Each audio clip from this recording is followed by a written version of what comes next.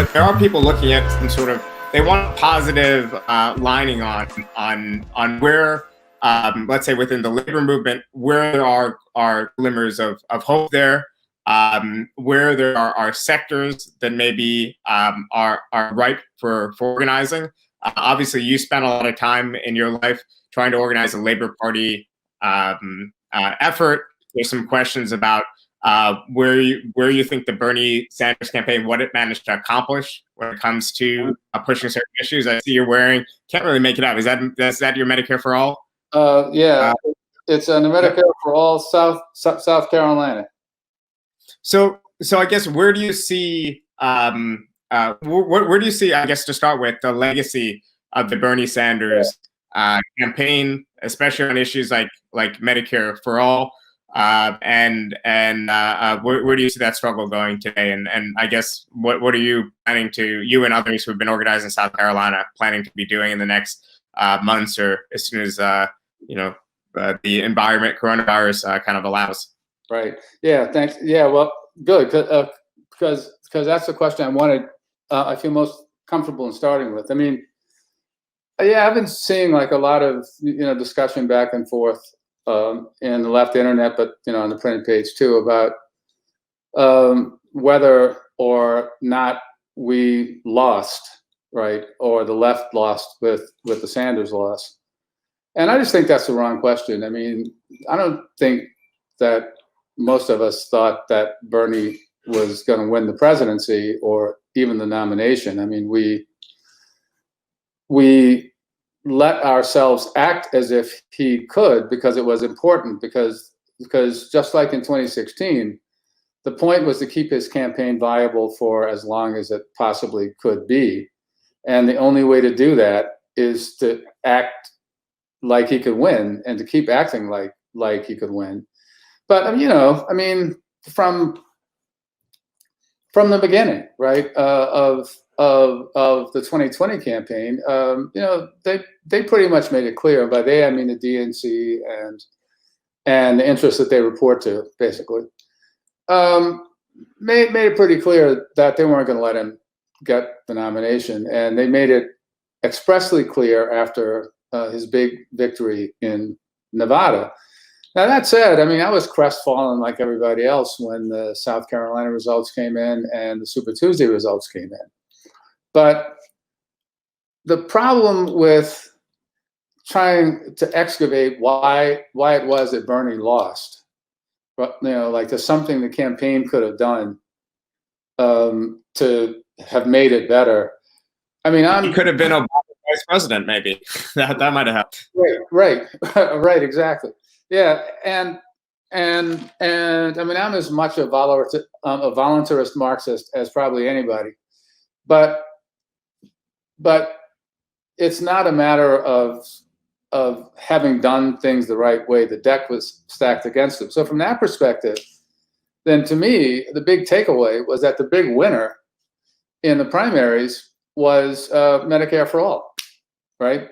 Because it won in states where Bernie did poorly. It won in states where Bernie did well.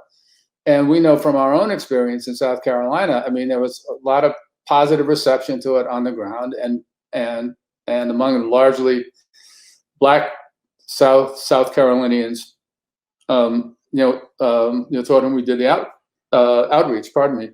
And that's something to build on, right? Now, we've had the double whammy of COVID, obviously, and the last couple of weeks, right? And in my more pessimistic moments, I think that we may have squandered that initiative that we had, after the primaries.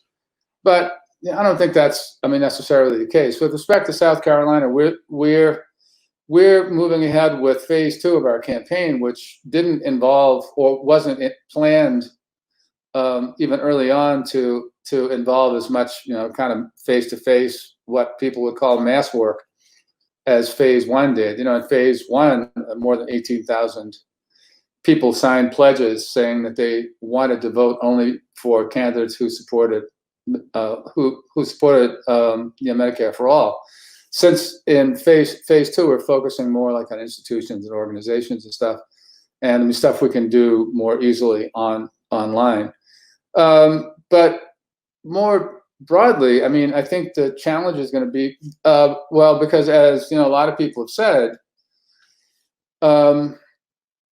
the coronavirus crisis should only underscore the rightness of the Medicare for all. And I've been saying lately, like, I can't remember the last time I heard Joe Biden bragging about how much people love their employer-provided health insurance, now that they don't have any.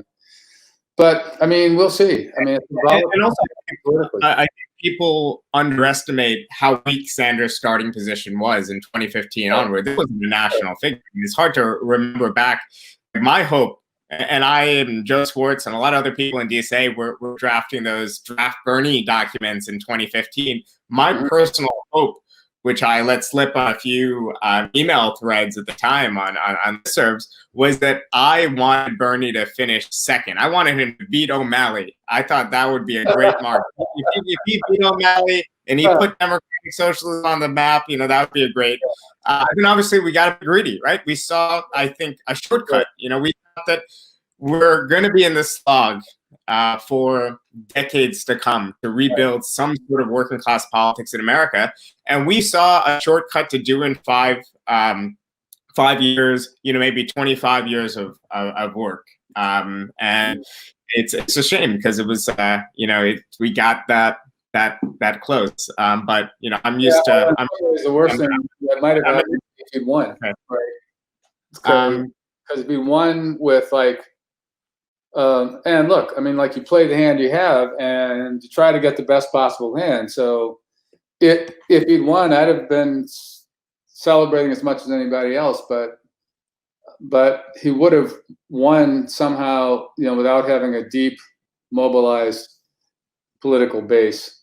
And that's, well, that makes everything more difficult, right? But it is true that civil society is completely hollowed out, right? So I guess my question is, maybe he would have been able to do a lot without that base, and maybe he would, by just his bully pulpit of the presidency, be able to spark and inspire people to actually re-engage in that sphere, to rebuild the kind of local organizing structure, to start unions and things like that. I guess that was a hope, right, for him from above to spark the shortcut for us to build the institutions from below, because the way that we have traditionally done things on the left and the way that worked from the 1860s until the 1980s of slowly building the class, then having that manifest itself at some point in a electoral victory, then cementing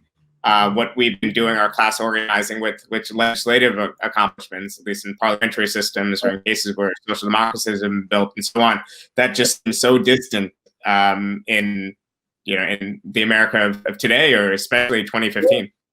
Well, yeah, no, it's true. And it's a tough call. I was talking to a friend of mine about this morning. You got to figure out how to do both things, right? I mean, we're not going to get out of this position in 1 or 2 election cycles. We're not going to get out of it by electing our way out of it either. I mean, I've granted, I'm an adherent of that older view that I tend to approach the electoral realm as the domain for consolidating victories that have been won on the plane of social movement organizing.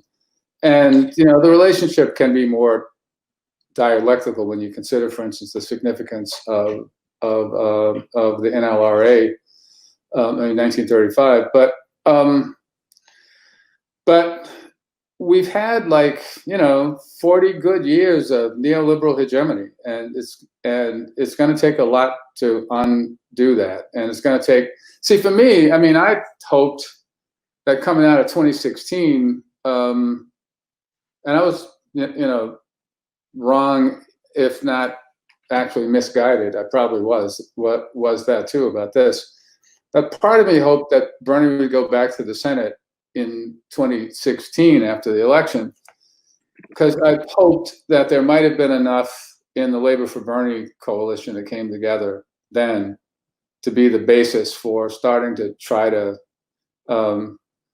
rebuild something like a shop floor grassroots movement. But Labor for Bernie, just for a variety of reasons, some of them institutional, some of them not, just didn't take off or didn't expand between 2016 and 2020.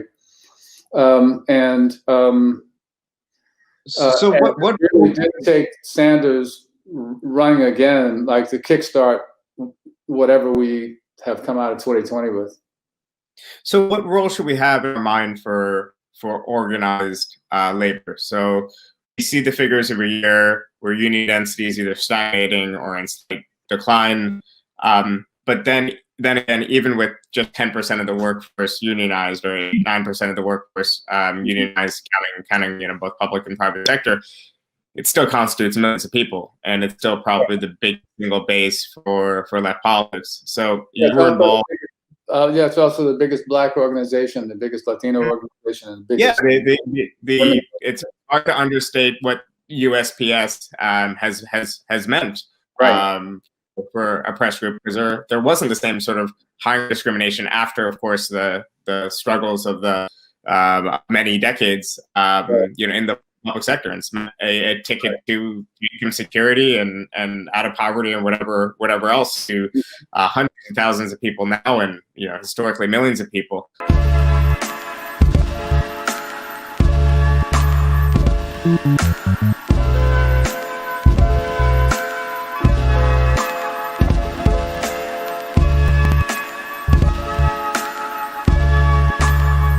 Mm-hmm.